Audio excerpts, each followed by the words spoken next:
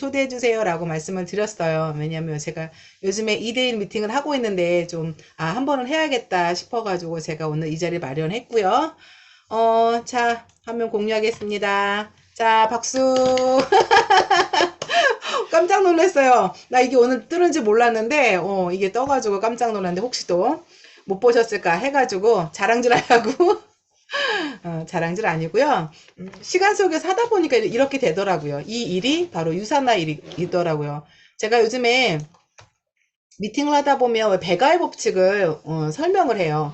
하나가 둘이 되고, 둘이 넷이 되고, 넷이 여덟이 되고 하는 그런 배가의 법칙이 이제 이루어지고 만들어진 게 저로 증명이 되는 거거든요. 정말 말 못하고 아는 사람 없고 돈 없어서 안 한다고 아시잖아요, 제 스토리. 그렇게 도망 다녔는데 유산화 안에서 이제 배가의 법칙 때문에 된 거거든요. 근데 이 배가의 법칙이 하나가 둘이 되고 둘이 넷이 되는 요 시점 있죠. 넷이 여덟이 되고 이때가 가장 힘든 것 같아요.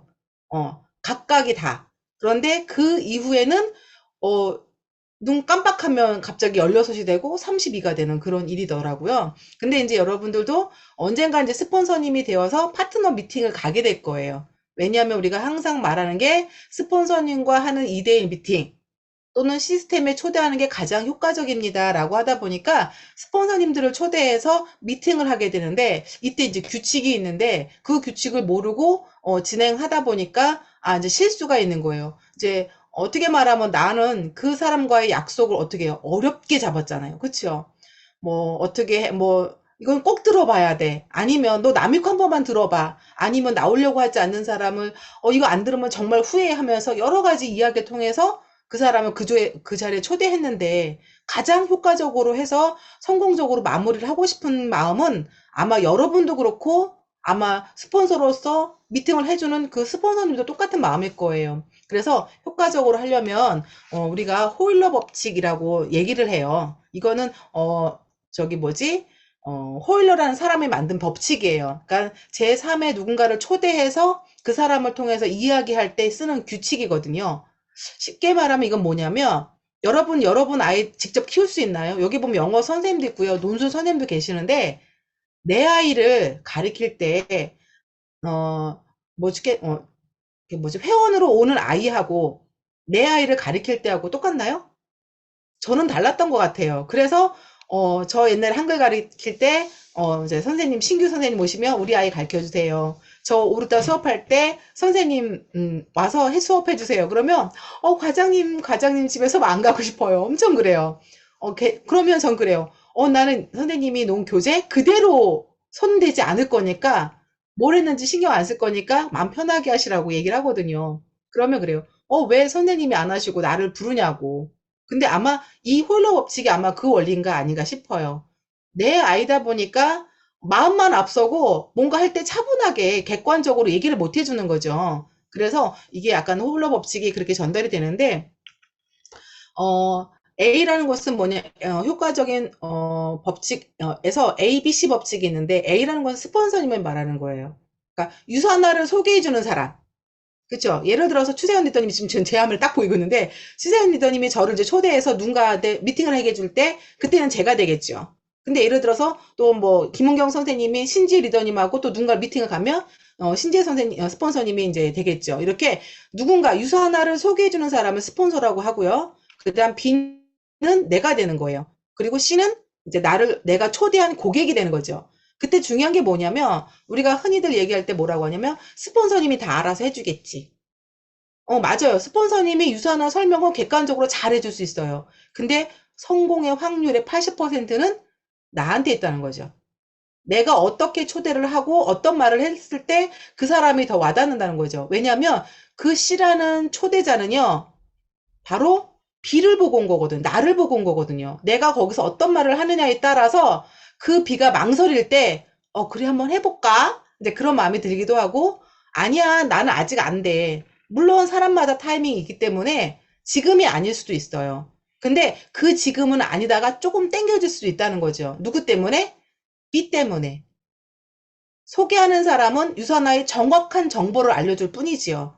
그러니까 그런 거를 여러분이 잘 알고 계신다 그러면 조금 더 미팅할 때 내가 어떻게 해야 되는지 그런 것들을 좀 더 숙지할 수 있을 것 같아요. 자, B가 그럼 해야 될 일이 있겠죠. 자, 그럼 첫 번째가 가장 기본적인 거예요. 가끔씩 제가 이제 미팅을 가려고 그러면 아무런 정보 없이 미팅 갈 때가 있어요. 제가 그래요. 이름은 뭘까요? 뭐, 이렇게 너무 어쩔 땐 꼬치꼬치 묻는 것 같아서 조심스러울 때도 있어요. 왜냐하면 어떤 분들은 그래요. 아니, 너 어떻게 말했길래 내 이야기를 다 알고 있어? 막 이렇게 화를 내는 분들이 있다고 해서 저한테 안 알려주시는 경우도 있어요. 근데 그거는 저한테 정보를 주시고 서로 약속하는 거죠. 모르는 척 하기로. 그래서 어쨌든 제가 아는 것도 모르는 척하고, 아, 실례지만 직업이 어떠세요? 이렇게 되게 물어보는 게 이제 그런 이제 약속으로, 무언의 약속으로 이제 진행이 되는데, 그때, 나하고 미팅할 사람의 나이가 어떤지, 직업이 어떤지, 그 다음에 취미 생활은 뭐든지, 그 다음에 가족은 어떤지, 경제적으로 좀 여유가 있는지, 시간적으로 여유가 있는지, 그런 것들을 미리 말씀해 주시면 제가 그거를 알고 미팅을 할 텐데, 그런 거를 모르고 하면 어쩔 때는 미팅하다가, 물론 이제 제가 이제 미팅하다 보면 막 갑자기 이름이 막 섞여서 나갈 때도 있어요. 물론 그럴 때도 있지만 아예 모르고 미팅하는 거랑 또 다르거든요. 그래서 그런 것들을 또 이제 해줄 때 요거를 갖다가 미리 정보를 알 때 스폰서님한테 문자를 주는 게 좋아요. 이게 구두로 한번 훅 하고 지나가면 그날 바로 예를 들어서 뭐 한 시간 있다 미팅한다면 그걸 기억하겠지만 보통 미리 정보를 주잖아요. 그럼 또 다른 분들하고 상담하고 뭐 하다 보면 그거를 이제 잃어버릴 때가 있단 말이죠. 그럼 가만 있어봐. 그분 이름이 은주인가? 주은인가? 막 이러는 거죠. 뭐 그러니까 말씀을 하셨어도 그래도 한번 딱 이렇게 정리를 해서 주시면 너무 좋아요. 제가 미팅을 했을 때 그거 정리를 제일 잘해 주신 분이 강소영 리더님. 그리고 주세연 리더님. 써머리를 싹 해서 주세요. 이름부터 시작해가지고. 그래서 그걸 제가 한번 읽고, 그 다음에 그거에 대해서 같이 전화통화 한 다음에 막상 또 미팅 가기 전에 한 번 또 읽는 거죠. 그래서 내가 또 주의할 거. 물론 이제 사람이다 보니까 제가 또 이제 실수로, 말하지 말아야고 나도 모르게 하지 말아야 된다고 해서 다른 얘기 하다가 또 나갈 수는 있긴 하지만 그래도 알고 미팅을 해야 그 상황을 이해하고 제가 어느 쪽으로 유도할지 제가 이제 알 수 있겠죠. 그래서 그런 것들을, 잘, 안내해 주시면 감사하고요. 그다음에 제일 중요한 게 뭐냐면 묻지마 초대하면 안 돼요. 왜 그런 거 있죠. 그 사람이 하도 안 들으려고 하니까 그냥 미리 막속을 해버리고 손에 스폰지 와서 해주세요. 막 이런 경우 있죠. 그러면 상대방이 너무 싫어해요. 내 의견을 무시한 거잖아요. 그쵸? 그래서 그거는 묻지마 초대는 안 되고 왜 컨셉을 잡을 수는 있어요. 예를 들어서 이 사람한테 듣고 싶은데 안 듣는다고 하는 거죠. 근데 서로 제가 예를 들어서 컨셉을 잡아놓은 거죠. 스폰서님, 저 여기 있는데 왜요? 그랬더니, 저 지나가다 잠깐, 리더님 동네 왔는데, 온 김에 얼굴 잠깐 보려고 왔지. 어디 있어요? 하고 이제 통화 내용을 듣죠. 그게 다 컨셉인 거야.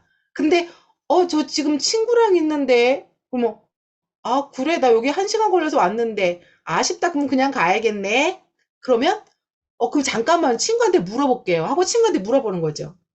상대 스폰서님 얼굴 잠깐만 보고 가고, 보고 가도 되겠느냐. 근데 그 친구가, 싫어! 그럼 어쩔 수 없죠. 가야죠. 근데, 그래? 막 그러면, 그러면 잠깐만, 내가 많은 시간 뺏지 않을게. 막 이런 얘기를 하는 거죠. 그러면 잠깐만 얼굴 보고 가시게 하고 나는 그러면, 좀 이따 또 이야기하면 되니까. 뭐 이런 식으로 이제 서로 이제 솔직히 이제 컨셉을 잡는 거죠. 이렇게 해서 또 할 수도 있어요. 하지만 그냥 그런 사전에 얘기 없이 그 자리에 그냥 스폰서이 와버리면 안 되는 거죠. 그래서 묻지마 초대는 절대 안 돼요. 요즘에 그 뉴스에도 나오죠. 묻지마 살인, 그런 것처럼 절대 하면 안 됩니다. 그리고 또 중요한 게 뭐냐면 시간이 어떻게 되는지 꼭 정확하게 알아야 돼요.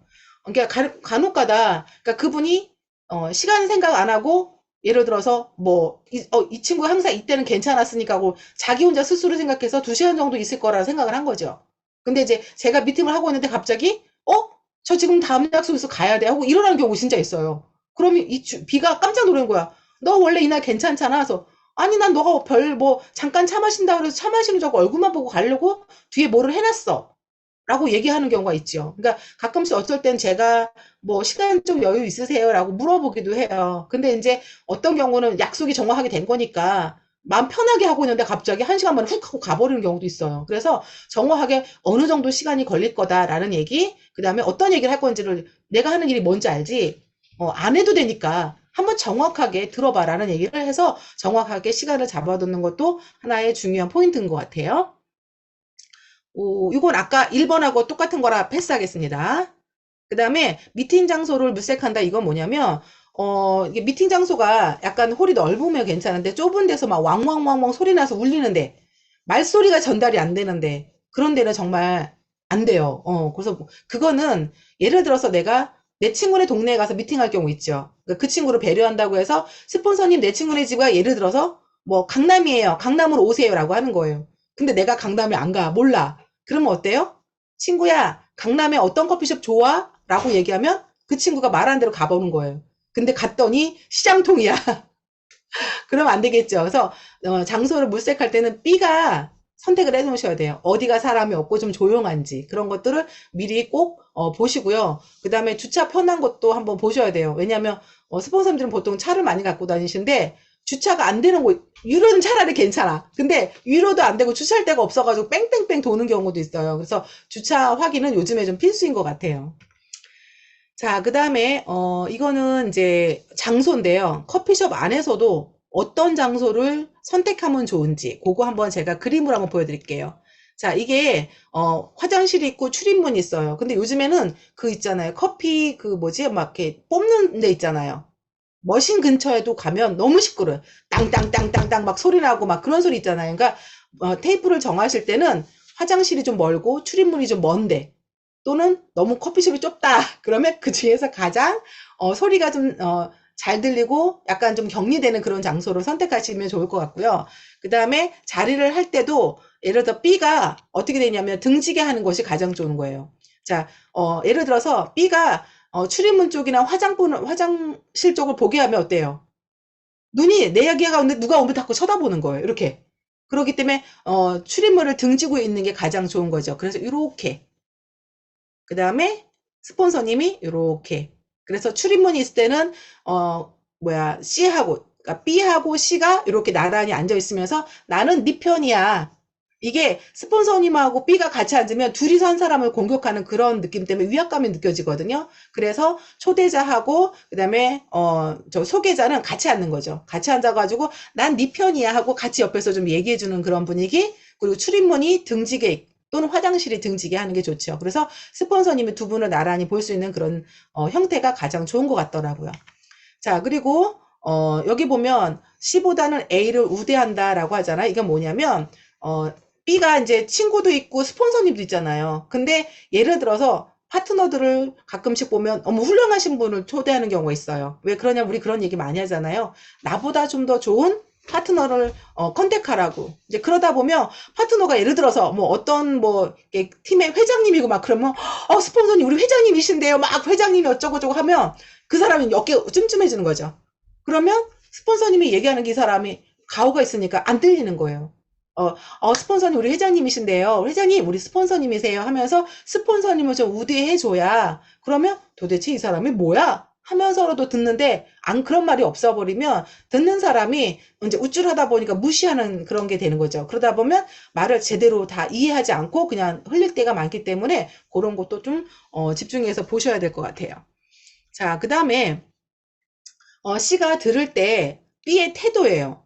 그러니까 어떤 분들 보면 B가 어떤 분들은 이렇게 스폰서님 말한 거 경청을 잘하거나 뭐 나 녹음 잠깐 할게 또 그러거나 막 써머리를 하거나 그러면 C가 들을 때 도대체 이게 뭐라고 이렇게 녹음을 해? 요즘 녹음 안 하잖아요, 그죠? 녹음을 왜 하나? 뭘 필기하지? 이게 뭐 이렇게 중요한가? 그러면 그 사람도 들을 때 좀 더 신경 써서 들어요. 근데 카톡하고, 화장실 들락하고, 막 통화하고, 그래서 이게, 뭔가 집중하는 모습을 안 보이면, C도 똑같이 해요. 옆에서 카톡 보잖아요? 그럼 자기도, 나도 그새 카톡 온 거 있나? 하면서, 집중력을 흐린단 말이죠. 그래서 B의 태도가 내가 C한테 원하는 태도를 보여주세요. 그러면 그 태도는, 가장 바람직한 태도인 것 같아요. 자, 그 다음에, 이거는 이제 중요한 건데요. 예를 들어서 스폰서님이 그럴 때 있잖아요. 예를 들어서 우리나라에 2003년도에 들어왔습니다. 그런데 실수로 2013년도에 들어왔습니다. 그렇게 말할 때 있어요. 스폰서님 몰라서가 아니라 말하다 보면 왜 이렇게 헛나오는 거 있잖아요. 예를 들어서 신희승 리더님 해야 되는데 예를 들어서 지혜 리더님 하고 이렇게 이름을 잘못 말할 때 있잖아요. 이름을 몰라서가 아니라 나도 모르게 무언으로 나가는 거잖아요. 이렇게 실수했을 때 스폰서님 그거 아니거든요. 이래버리면 듣는 사람이 뭐야 이 사람 이렇게 돼버린 거죠. 그래서 그 사람은 2003년도인지 2013년도인지 별로 기억하지 않아요. 그러니까 그냥 특별하게 모나지 않았다면 내비두시고요. 그리고 스폰서님은 간혹가다 어쩔 땐 PPPS까지 안 한다고 저희가 보통 무언의 약속을 하는데 이 친구는 막 PPPS까지 설명해 줬으면 좋겠는 거야. 그러면 스폰서님 PPPS 해주세요죠. 막 그러면서 막 재촉하는 경우 있어요. 그러니까 스폰서님 물론 놓칠 수도 있어요. 그런데 그럴 때는 혹시 PPPS는 어떻게 될까요? 하고 이렇게 물어봐 주는 거죠. 그러면 스폰서님이 그거는 다음에 하면 좋을 것 같아요. 근데 이 사람이 들을 기회가 돼 있고 정말 사인업 하려고 마음 먹었어. 그러면 사인업 그 자리에 진행하고 그럼 진행 후에 제가 PPP까지 같이 설명해 드릴게요. 이럴 수 있거든요. 그러니까 그런 것들은 질문으로 해야지 스폰서님 이거 틀렸어요 하고 지적하는 것보다는 더 훨씬 더 그 미팅에서 완성도가 더 좋을 것 같다는 생각이 듭니다. 자, 그 다음에, 요것도 같이 설명이 됐습니다. 그리고 이제 가끔씩 보면, 저희가 이제 사업 툴이, 이렇게 저 같은 경우는 지방에 있다 보니까, 이게 무거운 걸 다 들고 다니지 못하니까 이제 중간에 있는 파트너분들이 챙겨주세요. 그런데 그때 이제 툴이 정확하게 준비되어 있지 않을 때가 간혹 있는 거예요. 그래서 그런 것들은 혹시, B가 그런 것들은 잘 못 챙겼는지 그 사이사이 스폰서님들이 챙겨주셔야, 이제 설명을 충분히 할 수 있을 것 같아서 요거는 이제 미리 확인을 해야 되는 거고요, 서로. 자, 그 다음에 아까 제가 뭐라 그랬어요? 가장 중요한 거는 B의 태도라고 했죠. 그걸 우리가 클로징 멘트라고 하는데 왜 가끔씩 망설이는 경우 있죠. 근데 나는 자신이 없는데 막 이런 거. 난 사람 많이 모르는데 막 이러잖아요. 설명을 다 들었는데 당연히 그 말 듣죠. 그 마음 듣죠. 우리 다 그러지 않았나요? 여기서 지금 나 유사나 자신 있어 하고 시작하신 분 몇 분 되세요? 아무도 없어요, 제가 알기로는. 박현철 리더님 아니네. 그런 거 빼고 그럼 다 마찬가지예요. 그러니까 옆에서 B가 말을 잘해줘야 돼요. 나도 그랬어. 근데 제품력이 좋으니까 내가 먹고 있으니까 너 뭐 먹어? 하면서 물어보는 사람이 있고, 오메가 안 먹는 사람이 없더라고. 그래서 너 옆에 주변에 봐봐. 칼슘제 안 먹는 사람 어디 있고, 오메가 안 먹는 사람 어디 있어. 그러다 보니까 이게 제품이 훌륭하다 보니까 되더라고. 하면서 야 나랑 같이 해보자. 야 다른 사람 다 성공하는데 내 친구 성공 못하면 나 너무 속상할 것 같아. 난 너랑 여행 가고 싶어 하면서 B가 거기서 강하게 말해줘야 돼요. 뭐 예를 들어서 옆에서 어떤 게 제일 좋아? 마음에 들어? 막 이런 얘기보다는 같이 하자. 이거 정말 괜찮지 않니? 너는 보상 플랜 많이 들어봤었어? 나는 이거 들었는데 예를 들어서요. 난 추가 VC가 너무 좋아. 어쩜 세상에 저기 스폰서가 파트너 밑으로 내려오지? 뭐 그런 거 있잖아. 내가 반한 거를 극대화시켜서 설명을 해주는 거죠. 그러면 B가 생각하지 못했던 게, 그래, 그런 거 같아. 라는 그런 멘트로 해서 마무리가 잘 될 수 있거든요. 그리고 이제 파트너, 이제 스폰서님이 이렇게 마무리하면서 제가 이제 막 주소 적고 이메일 주고, 우리 같이 이제, 우리 저기 뭐야, 가입할까요? 제가 말할 때, 야, 빨랑 써. 옆에서 막 그렇게 약간 부추겨준 그런 것들이 하나의 모션이, 마무리를 지을 때, 완전하게 딱 회원 가입까지 끝나는 거라서 좋죠. 근데 그렇지 않고 그냥 옆에서 묵묵히 바라만 보고, 이제 스폰서님이 알아서 사인까지 받아주겠지. 그러면 진짜 이거 영업하는 것 같아요. 스폰서님은 그러니까 설명을 해주는 거고, 중간에 있는 친구가, B라는 분이 옆에서 우리 나랑 같이 하자. 라고 할 때 스폰서님 옆에서 거들어서, 그치요. 저도 거기가 마음에 들었어요. 저도 이렇게까지 할 줄 몰랐어요. 하면서 또 마무리가 서로 되는 거잖아요. 근데 이제 스폰서님이 그걸 처음부터 시작해서 시작해서 마무리까지 하려고 그러면 어떻게 보면 좀 약장수 같기도 하고 그래요. 그렇기 때문에 B가 그거를 약장수 같지 않게끔 하기 위해서 그 중요한 자리 위치를 해줘야 한다는 거죠. 그래서 이제 제가 이제 이제 요즘에 신규 사업을 많이 가다 보니까 요것들이 인지가 안 된 상태에서 진행할 때가 있어서 그런 것들을 해주려면 좋겠다. 그래서 이렇게 마무리, 그러니까 거의 이제 사업 설명이 끝나고 했을 때 그럴 때 그런 B의 태도가 되게 많이 중요하니까 그 멘트로 인해서 C가 사인업을 하는 거거든요. 그래서 올해 여러분들이 진짜 많이 미팅을 하시고 신규 파트너도 많이 생겨서 진짜 폭풍 성장했으면 좋겠어요. 그래서 제가 사진에 나왔던 것들처럼 여러분도 그곳에 같이 계셨으면 좋겠어요. 서밋에 같이 갔으면 좋겠고요. 베를린에 같이 갔으면 좋겠고 해가지고 진짜 여러분이 정말 유선하게 잘했어. 라는 그런 말씀을 하셨으면 좋겠습니다. 여러분의 성장을 응원하고 돕겠습니다. 감사합니다.